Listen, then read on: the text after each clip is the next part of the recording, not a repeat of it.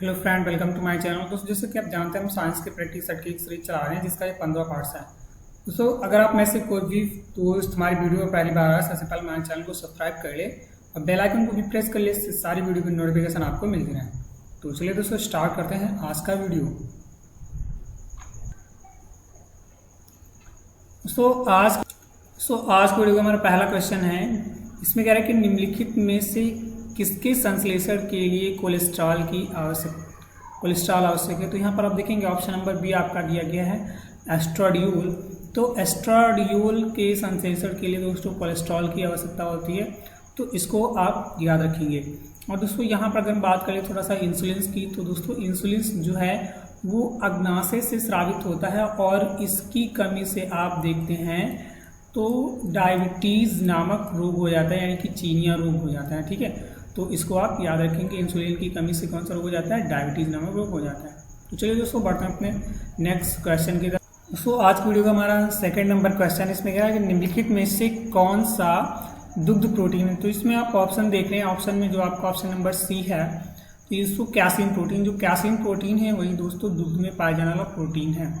ठीक है, और यहाँ पर थोड़ा सा हम बात कर लें दोस्तों, दुग्ध का जो उजला रंग होता है ये दोस्तों होता है, आप देखते हैं तो ये होता है कैसीन प्रोटीन के कारण। और आप देखते हैं दुग्ध का जो पीला रंग होता है वो दोस्तों होता है इसमें कैरोटीन प्रोटीन के कारण। ठीक है, यानी कि दुग्ध का जो पीला रंग होता है वो कैरोटीन प्रोटीन के कारण होता है और उजला होता है कैसीन प्रोटीन के कारण। तो इसको भी आप याद रखेंगे। और थोड़ा सा अगर दोस्तों यहाँ पर हम बात कर लें ऑप्शन नंबर ए की, यानी कि लैक्टोजेन की, तो लैक्टोजेन दोस्तों जो ये है, लैक्टोजेन जो है ये छोटी आंत से स्रावित होता है, तो इसको आप याद रखेंगे। लैक्टोजेन जो है वो छोटी आंत से स्रावित होता है।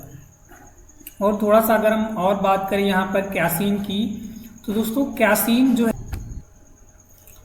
और दोस्तों यहाँ अगर हम थोड़ा सा और बात कर लें यानी कैसीन प्रोटीन की, ठीक है, तो कैसीन प्रोटीन जो है यानी कैसीन प्रोटीन जो है वो आप देखते हैं कि दुग्ध में जो आपका केसीन प्रोटीन पाया जाता है, ये केसीन प्रोटीन जो है, कैसीन प्रोटीन जो है वो केसीन प्रोटीन को कैल्शियम, ठीक है, कैल्शियम पारा कैसिनेट में बदल देता है।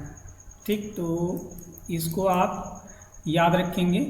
ठीक है, यानी कि जो कैसीन प्रोटीन है वो केसीन प्रोटीन को कैल्शियम पारा कैसिनेट में बदल देता है, तो इसको भी आप रखें याद रखेंगे। तो इसको भी आप याद रखेंगे। तो चलिए दोस्तों, बढ़ते हैं अपने नेक्स्ट क्वेश्चन की तरफ।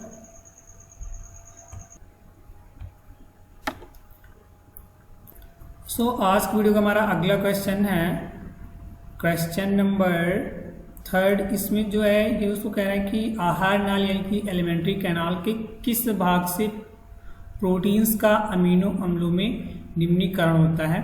तो दोस्तों छोटी आंत से जो है वो प्रोटीन्स का अमीनो अम्लों में निम्नीकरण होता है, तो इसको आप याद रखेंगे। तो यहाँ पर हमारा ऑप्शन नंबर ए सही हो जाएगा।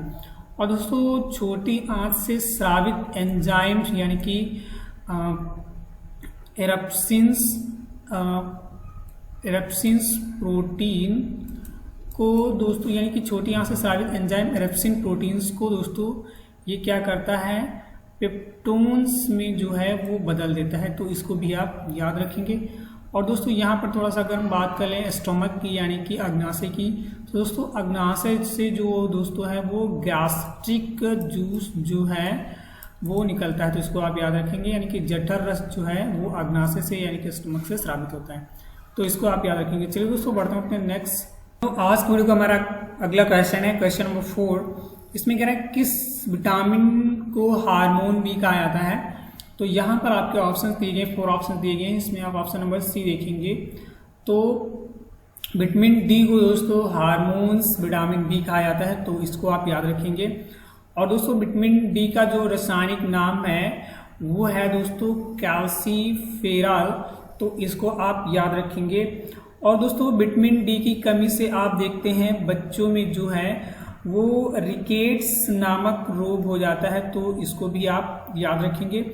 और दोस्तों विटामिन डी की कमी से आप देखते हैं कि वयस्कों में आप देखते हैं तो वयस्कों में दोस्तों ऑस्टियोमोलेसिया नामक रोग हो जाता है, ऑस्टियोमोलेसिया नामक रोग हो जाता है। तो इसको भी आप याद रखेंगे, यानी कि वयस्कों में आप देखते हैं विटामिन डी की कमी से ऑस्टियोमोलेसिया नामक रोग हो जाता है, बच्चों में रिकेट्स नामक रोग हो जाता है। तो इसको आप याद रखेंगे, सारे पॉइंट्स आप याद रखेंगे। चलिए दोस्तों बढ़ते हैं अपने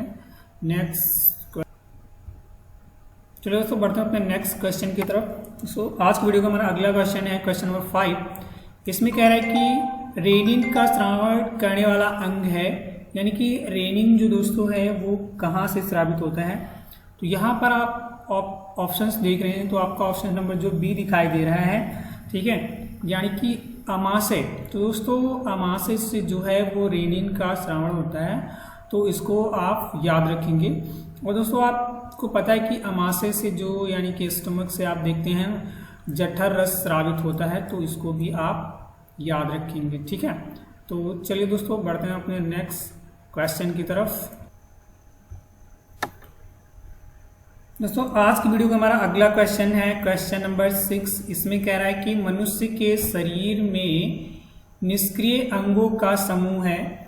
तो यहाँ पर दोस्तों आपके ऑप्शंस दिए गए हैं, 4 ऑप्शंस दिए गए हैं। तो यहाँ पर जो आपका ऑप्शन नंबर सी है वो सही हो जाएगा, यानी कि निस्मेक, पटल, क्रम रूप, परिशेषिका, कर्ण, पेशिया, काक्षी, अस्थि जो है दोस्तों वो क्या है, निष्क्रिय अंग है, जिसको हम क्या कहते हैं, वेस्टिजल ऑर्गन्स भी कहते हैं, ठीक है। तो इसको आप याद रखेंगे। और दोस्तों जो वेस्टिजल अंग यानी कि निष्क्रिय अंग वैसे अंग होते हैं जो दोस्तों हमारे पूर्वज में कार्यरत थे, लेकिन अब हमारे शरीर में उनका कोई भी कार्य नहीं है। तो ऐसे ऑर्गन्स को हम क्या कहते हैं, वेस्टिजल ऑर्गन्स कहते हैं, ठीक है। तो यहाँ पर आप देखेंगे आपका ऑप्शन नंबर सी सही हो जाएगा। तो चलिए दोस्तों बढ़ेंगे अपने नेक्स्ट क्वेश्चन की तरफ। आज की वीडियो का हमारा अगला क्वेश्चन है क्वेश्चन नंबर 7। इसमें कह रहा है कि पुनरुद्धान यानी कि रीजनरेशन मिलता है। तो यहाँ पर आपके ऑप्शंस दिए गए हैं, 4 ऑप्शंस दिए गए हैं, कॉकरोच में, खरगोश, मक्खी या प्लैनेरिया। दोस्तों रीजनरेशन जो होता है वो दोस्तों प्लैनेरिया में मिलता है। तो यहाँ पर ऑप्शन सही हो जाएगा, तो इसको आप याद रखेंगे। चलिए दोस्तों बढ़ते हैं अपने नेक्स्ट क्वेश्चन की तरफ। दोस्तों आज की वीडियो का हमारा अगला क्वेश्चन है क्वेश्चन नंबर 8। इसमें कह रहा है कि संवृत अंग हैं, यानी कि एनालोजस, ठीक है, एनालोजस ऑर्गन्स, एनालोजस ऑर्गन्स। तो इसमें पूछा है कि संवृत अंग हैं। तो यहाँ पर आपके 4 ऑप्शंस दिए गए हैं, ठीक है। तो यहाँ पर आप देखेंगे जो आपका ऑप्शन नंबर ए दिया गया है, ठीक है, यानी कि चमगादड़ के पंख व तितली के पंख जो हैं वो दोस्तों क्या हैं, एनालोजस ऑर्गन्स हैं, यानी कि संवृत्ति अंग हैं। तो इसको भी आप याद रखेंगे। और दोस्तों अगर हम थोड़ा सा यहाँ पर बात कर लें समजात अंग की, ठीक है, यानी कि होमोलोजस, ठीक है, ऑर्गन्स की। तो दोस्तों होमोलोजस ऑर्गन्स वैसे अंग होते हैं जो विभिन्न कार्यों के लिए उत्तेजित हो जाने के कारण काफ़ी असमान दिखाई देते हैं, लेकिन उनकी दोस्तों जो मूल संरचना होती है वो समान होती है। तो ऐसे अंग जो दोस्तों हैं वो समजात अंग यानी कि होमोलोजस अंग कहलाते हैं। और दोस्तों अगर फॉर एग्जांपल के लिए देखें तो इसमें जो चमगादड़ के पंख, ठीक है, चमगादड़ के पंख हो जाएंगे, ठीक है। और इसमें जो घोड़े की आप देखते हैं, घोड़े की जो अगली टांग होती है, ठीक है, तो ये घोड़े की अगली टांग। और दोस्तों बिल्ली का पंजा, और दोस्तों इसमें देखेंगे बिल्ली का जो पंजा होता है, ठीक है, और मनुष्य के जो हाथ होते हैं ये दोस्तों क्या कहलाते हैं, वो सब दोस्तों होमोजीनस ऑर्गन्स कहलाते हैं, यानी कि समजात अंग कहलाते हैं। और दोस्तों अगर हम थोड़ा सा और बात कर लें यहाँ पर, ठीक है, समरूप अंग की, ठीक है, समरूप यानी कि एनालोजस ऑर्गन्स। तो ये दोस्तों जो क्या ये ऑर्गन जो हैं वो कार्य के लिए उत्तेजित हो रहे हैं, ठीक है। तो ये जो पॉइंट्स हैं वो आप याद रखेंगे। तो चलो दोस्तों बढ़ते हैं अपने नेक्स्ट क्वेश्चन की तरफ। आज की वीडियो का हमारा अगला क्वेश्चन है क्वेश्चन नंबर 9। इसमें कह रहा है कि कौन सी हार्मोनल बीमारी है।